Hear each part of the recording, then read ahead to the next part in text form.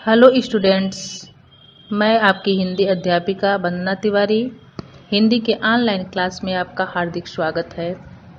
आज कक्षा 8 के व्याकरण से पहला पाठ हमको पढ़ना है, भाषा, लिपि, व्याकरण और हिंदी।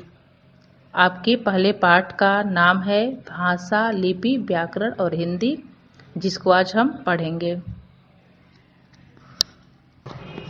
आइए देखते हैं भाषा क्या है। भाषा मन के भाव और विचारों के आदान प्रदान का माध्यम है। कहने का मतलब ये है कि हम अपने विचारों को जिस भी माध्यम से किसी दूसरे तक पहुंचाते हैं उसी को भाषा कहा जाता है। कभी हम लिखकर भी अपने बातों को दूसरे तक पहुंचाते हैं, कहीं बोलकर पहुंचाते हैं और कहीं हम इशारों से यानी संकेतों से भी अपने बातों को दूसरे तक पहुंचा देते हैं। लेकिन संकेत के माध्यम को भाषा के अंदर से हटा दिया गया है। मौखिक और लिखित यानी जो बोलकर हम अपने विचारों को दूसरों तक पहुंचाते हैं या फिर हम लिखकर जब अपने विचारों को दूसरे तक पहुंचाते हैं, वही पहुंचाने का साधन ही भाषा कहा जाता है। यह संस्कृत शब्द की भाष धातु से बना है। भाषा शब्द संस्कृत की भाष धातु से बना है, जिसका अर्थ होता है बोलना या कहना। भाषा क्या होता है? बोलना या कहना।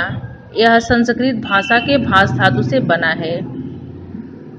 आशा है कि भाषा आप लोग को समझ में आ गया होगा कि भाषा क्या है। एक बार फिर से रिपीट करती हूँ कि भाषा वह माध्यम है जिसके द्वारा हम अपने विचारों को या मन के भाव को दूसरे तक पहुँचाते हैं, जिससे हमारी बात दूसरा समझ जाता है। कभी हम लिखकर भी बताते हैं अपने भाव या विचारों को, कभी हम बोलकर भी बताते हैं, और वही माध्यम भाषा कहलाता है। भाषा आपको समझ में आ गया होगा। अब भाषा के प्रकार कि भाषा कितने प्रकार के होते हैं, तो अभी मैं बताई हूँ कि हम बोलकर भी बताते हैं अपने भावों को, लिखकर भी, और कहीं कहीं संकेतों के माध्यम से भी यानी इशारा से भी हम अपनी बातों को दूसरों तक पहुँचा देते हैं। लेकिन सांकेतिक भाषा को भाषा के अंदर से हटा दिया गया है। दो ही मुख्य रूप से माने गए हैं, मौखिक भाषा और लिखित भाषा। मौखिक भाषा में हम अपने मनोभावों को बोलकर प्रकट करते हैं तथा दूसरे लोग सुनकर उसको समझ जाते हैं या ग्रहण करते हैं। मौखिक भाषा में क्या क्या आ सकता है? भाषण आ सकता है। भाषण हम केवल सुनकर ही दूसरे के मनोभावों को समझ जाते हैं। संवाद हो गया, वार्तालाप यानी बातचीत। बातचीत भी हम आपस में एक दूसरे से करते हैं और एक दूसरे के भाव या विचारों को समझते हैं। उसमें भी कहीं भी लिखकर नहीं बताया जाता है। आपस में बातचीत के माध्यम से ही या वार्तालाप के माध्यम से ही हम एक दूसरे के भाव और विचारों को समझ जाते हैं। यह मौखिक भाषा होती है। और भाषा का मूल रूप भी मौखिक ही माना गया है। अधिकतम हम अपने विचारों को बोलकर ही दूसरों तक पहुंचाने का प्रयास करते हैं, इसलिए मौखिक भाषा को भाषा का मूल रूप माना गया है। दूसरा आपका है लिखित भाषा।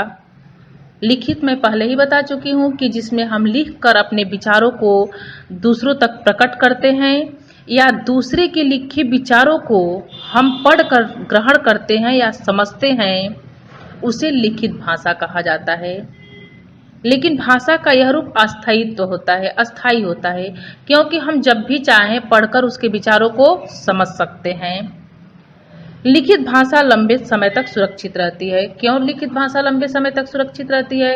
क्योंकि हमारे पास वह लिखित रूप से होता है और जब भी हम चाहते हैं उसको पढ़कर दूसरे के मनोभाव को या विचारों को हम समझ जाते हैं। भाषाएं हमारी बहुत सारी भाषा होती हैं और पूरे विश्व में अलग अलग जगहों पे अलग अलग भाषाएं बोली जाती हैं। विश्व में अनेक भाषाएं बोली और समझी जाती हैं। पूरे विश्व में लगभग 3000 भाषाएं हैं। इन 3000 भाषाओं को 12 भाषा परिवारों में बांटा गया है। जो हमारे 3000 पूरे विश्व में, पूरे संसार में मिलाकर 3000 जो भाषाएं हैं, इनको परिवार के तौर पे बांट दिया गया है। यानी 12 परिवारों में बांटा गया है कि किस किस परिवार में कौन सी भाषा बोली जाएगी। इनमें भारोपीय, द्रविड़, तिब्बत बर्मी और आग्नेय परिवार प्रमुख हैं। ये परिवार आगे चल के आपको और विस्तृत मिलेगा कि किन किन परिवारों में किस किस भाषा को रखा गया है। एक परिवार बना दिया गया है भाषा को। और विश्व में जो हमारी 3000 भाषाएं हैं, इन 3000 भाषाओं को एक परिवार बना दिया गया है और 12 परिवारों में बांट दिया गया है। यानी कि एक परिवार में कितनी भाषा रखी जाएगी, कितनी भाषा बोली जाएगी। तो इस तरह परिवार बांटा गया है, जिसमें अभी बताए हैं कि भारोपीय, द्रविड़, तिब्बत बर्मी, आग्नेय, इस तरह अलग अलग परिवार बांट दिए गए हैं और सारे परिवार में अलग अलग भाषाएं रखी गई हैं। विश्व की कुछ प्रमुख भाषाएं हैं जो आपके सामने हैं। अंग्रेजी, फ्रेंच, जर्मन, जापानी, चीनी, संस्कृत, हिंदी आदि। ये सारी हमारी मुख्य भाषाएं हैं जो पूरे विश्व में फैली हुई हैं। पूरे विश्व में हमारे लगभग 3000 भाषाएं हैं। और ये भी आप जान गए होंगे कि 3000 भाषाओं को 12 परिवारों में बांट दिया गया है। यानी एक परिवार के अंतर्गत बहुत सारे भाषा रखे गए हैं। आशा है भाषा आपको अच्छे से समझ में आ गया होगा। आपके फर्स्ट चैप्टर का जो दूसरा टॉपिक है लिपि। आइए देखते हैं लिपि किसे कहते हैं। अभी हम भाषा के बारे में पढ़े हैं और उस भाषा को लिखने के लिए हम भाषा लिखते हैं तो लिखते समय जिन चिन्हों का प्रयोग किया जाता है उसे ही लिपि कहा गया है। देखिए, मानव मुख से निकलने वाली ध्वनियों को अंकित करने के लिए, अंकित मतलब लिखने के लिए, विभिन्न भाषाओं में अलग अलग चिन्हों की व्यवस्था की गई है। इन चिन्हों को लिपि कहते हैं। जैसे आप हिंदी अगर लिखते हैं तो क ख ग घ अ आ ई से शुरुआत करते हैं। अगर आप अंग्रेजी लिखते हैं तो ABCD का प्रयोग करते हैं। यानी इस सारे भाषाओं के लिए अलग अलग चिन्ह निर्धारित किए गए हैं और उन्हीं चिन्ह को ही लिपि कहा जाता है। प्रत्येक भाषा की अपनी लिपि होती है। जितनी भी हमारी भाषाएं हैं उनकी अपनी अलग अलग लिपियां होती हैं। जैसे हिंदी की लिपि देवनागरी है और सबसे प्राचीन लिपि यानी सबसे जो हमारी पुरानी लिपि है वह देवनागरी लिपि है। क्यों? क्योंकि संस्कृत भाषा की भी लिपि देवनागरी है और हम सभी जानते हैं कि हमारे देश की सबसे प्राचीन भाषा संस्कृत भाषा है। संस्कृत से ही शुद्ध होते होते हिंदी तक, इसमें थोड़ा सा सुधार करते करते हम हिंदी तक पहुंचे हैं। यानी हमारी जो सबसे प्राचीन भाषा है वह संस्कृत ही मानी जाती है। इसीलिए जो लिपि है देवनागरी लिपि, वो भी सबसे प्राचीन लिपि है।